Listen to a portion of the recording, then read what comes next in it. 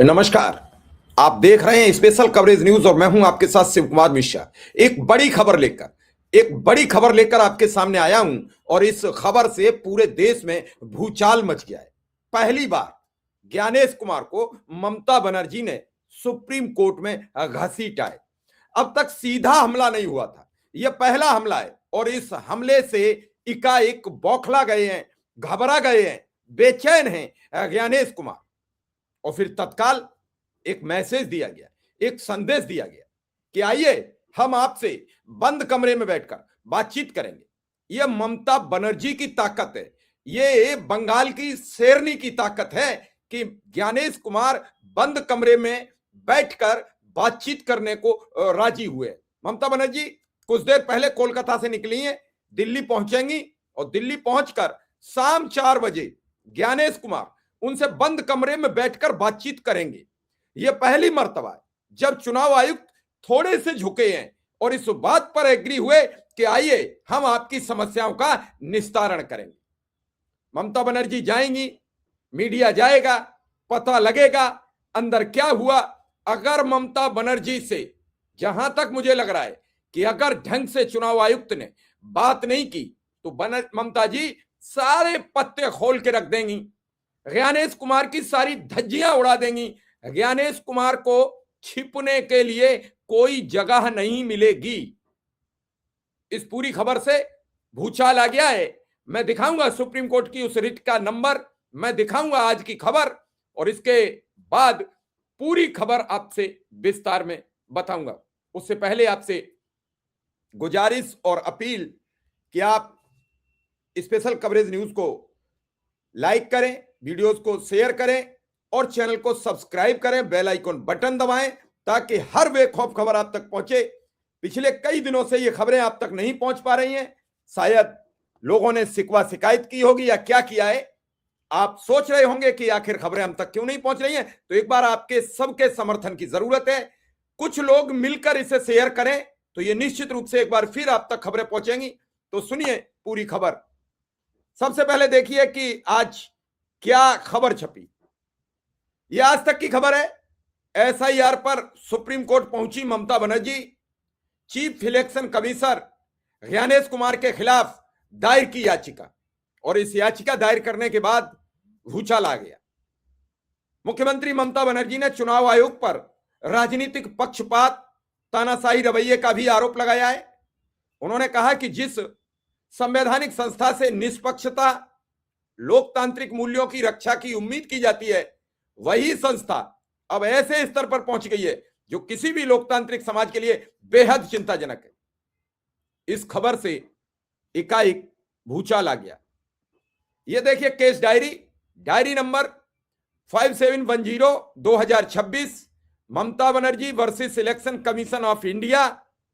ये 30/1/2026 को writ petition डाली गई और ये एक्सेप्ट हो गई।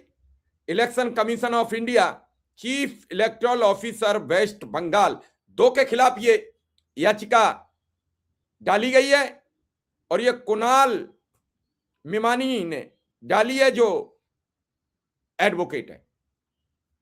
अब इस पूरी खबर को हम आपसे डिटेल में बता देते हैं कि इस खबर का सच क्या है, इस खबर की पूरी सच्चाई क्या है। दरअसल पश्चिम बंगाल की मुख्यमंत्री ममता बनर्जी मुख्य चुनाव आयुक्त ज्ञानेश कुमार के खिलाफ सुप्रीम कोर्ट का रुख कर लिया। आखिर अदालत जाना ही पड़ा, इसके अलावा कोई चारा बचा नहीं था, न्याय मिल नहीं पा रहा था। रोज नित नए फरमान, नित नए कागज, नित नए व्हाट्सएप मैसेज, उसी से चल रहा है। अभी आप देख रहे थे कल उत्तर प्रदेश में एक फॉर्म 7 को लेकर बवाल मचा हुआ है। एक व्यक्ति है लखीमपुर खीरी में, सीतापुर में, जिसे पता ही नहीं है, उसके नाम से 70 लोगों के नाम कटवाने की एप्लीकेशन जारी हो जाती है। वो आता है, वो बताता है कि मैंने कोई नहीं दिया है। कौन है ये लोग और चुनाव आयुक्त इस पर सख्ती वर्त क्यों नहीं रहा है? और एक एक नाम से 60 70 फार्म नाम काटने के एडजस्ट कैसे कर रहा है? क्या कर्नाटक की तरह कई साइबर कैफे खोलकर वोट कटवाए जाने का कोई कुचक रचा जा रहा है? इसी को लेकर ममता बनर्जी परेशान है कि आखिर क्या होगा बनर्जी ने एसआईआर प्रक्रिया को लेकर मुख्य चुनाव आयुक्त ज्ञानेश कुमार और बंगाल के मुख्य निर्वाचन अधिकारी के खिलाफ एक रिट याचिका दाखिल कर दी है। यह याचिका 28 जनवरी को दायर की गई थी। याचिका में राज्य में मतदाता सूची के विशेष गहन पुनरीक्षण यानी एसआईआर प्रक्रिया को सवालिया घेरे में खड़ा किया गया है। इससे पहले एसआईआर पर टीएमसी नेता डोला सेन, डेरेक ओब्राइन भी याचिका दायर कर चुके हैं, उन पर सुनवाई चल रही है। ममता बनर्जी फिलहाल दिल्ली की फ्लाइट में सवार हैं, वह थोड़ी देर में दिल्ली पहुंच सकती हैं। वह टीएमसी प्रतिनिधिमंडल का नेतृत्व करते हुए चुनाव आयोग में मुख्य चुनाव आयुक्त से शाम 4 बजे मुलाकात करेंगी। पश्चिम बंगाल में जारी एसआईआर को लेकर मुख्यमंत्री ममता बनर्जी इससे पहले 10 जनवरी को मुख्य चुनाव आयुक्त ज्ञानेश कुमार को चिट्ठी भी लिख चुकी हैं।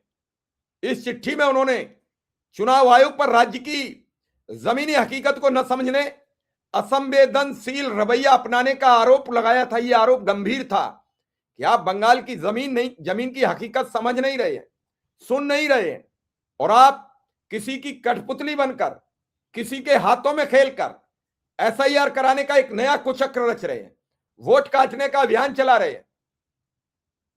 ममता बनर्जी ने अपनी चिट्ठी में खासतौर से बंगाल के प्रवासी मजदूरों और राज्य से बाहर रह रहे लोगों की समस्याओं का जिक्र किया था। उन्होंने लिखा था कि चुनाव आयोग ने बहुत देर से यह व्यवस्था दी है कि कुछ मतदाता अपने अधिकृत पारिवारिक सदस्यों के जरिए सुनवाई में पेश हो सकते हैं, लेकिन यह सुविधा प्रवासी मजदूरों को नहीं दी गई। लेकिन यही सुविधा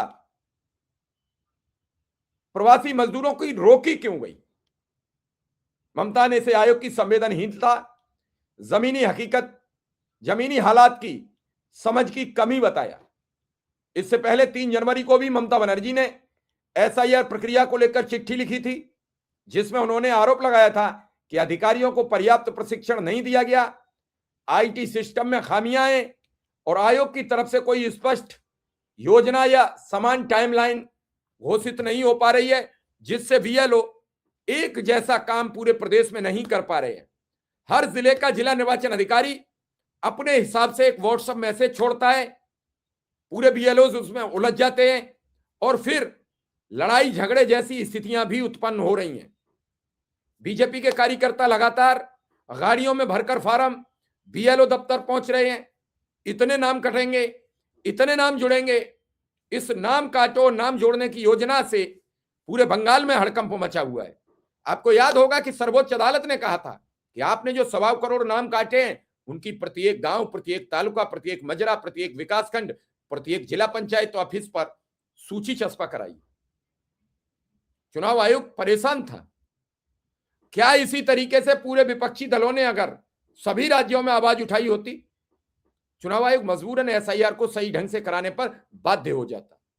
उत्तर प्रदेश में अखिलेश यादव रोज ट्वीट तो कर रहे हैं, खबर तो लिख रहे हैं, लेकिन चुनाव आयोग को घेर नहीं रहे। 70-70, 80-80 फार्म एक नाम से फॉर्म 7 जमा हो रहे हैं नाम कटवाने के लिए, और इस बात को खुद मुख्यमंत्री योगी आदित्यनाथ स्वीकार कर चुके हैं। वो कहते हैं कि प्रदेश में 4 करोड़ नाम कट गए हैं, हर व्यक्ति को 200 नाम जाके जुड़वाने चाहिए। तो क्या ये 200 कटवाने की भी कोई योजना है? ये बड़ी बातें विपक्ष के नेताओं को विचार कर लेनी चाहिए। अगर आपके सब वोट कट जाएंगे, आप किसके सहारे चुनाव लड़ोगे? कैसे चुनाव जीत कर आओगे? चुनाव जीतोगे नहीं, सत्ता परिवर्तन नहीं होगा। जो आम नागरिक सत्ता परिवर्तन चाहता है, जो चाहता है कि सत्ता के अंदर ना रहकर हम दूसरी सत्ता का नेतृत्व कराएं, फिर वो चुन कैसे पाएगा? चुनाव आयोग तो पहले वोट बढ़ाने का, वोट डालने का, इसके लिए अरबों रुपया खर्च करता था प्रचार प्रसार में, पोलिंग बूथ तक ज्यादा से ज्यादा लोग पहुंचे। और उसके बाद ऐसा क्या हुआ? उसके बाद क्या हुआ? ये बिहार में आंकड़े बढ़े तो क्या उस हिसाब से पोलिंग बूथों पर भीड़ दिखी? क्या उस हिसाब से सब कुछ था? बिहार के चुनाव पर भी कई सवाल खड़े होते नजर आ रहे हैं। महाराष्ट्र में खड़े हुए, हरियाणा में खड़े हुए, लेकिन किसी ने अब तक चुनाव आयोग की नाक में दम नहीं कर पाई। अगर चुनाव आयोग की नाक में नकेल डालने का कोई काम कर रहा है तो वो बंगाल की मुख्यमंत्री ममता बनर्जी कर रही। ईडी और चुनाव आयोग से जो सीधी लड़ाई लड़ रही हैं, वो इस देश का कोई मुख्यमंत्री लड़ नहीं पाया है। अब देखना है कि बंगाल में क्या होता है, आज की बैठक में क्या नया मिलता है, इसकी हमें प्रतीक्षा रहेगी। लेकिन पहली बार किसी चीफ मिनिस्टर से बंद कमरे में चुनाव आयुक्त करेंगे बात। जैसे ही खबर मिलेगी हम आपके सामने खबर लेकर हाजिर रहेंगे। फिलहाल आपसे यही गुजारिश है कि वीडियो लाइक शेयर जरूर कीजिए ताकि ये खबरें आगे बढ़े। कुछ मदद कीजिए इस मामले में, तो ये जो एक बार आप तक खबरें नहीं पहुंच रही हैं पुनः पहुंचे। धन्यवाद, आभार, नमस्कार।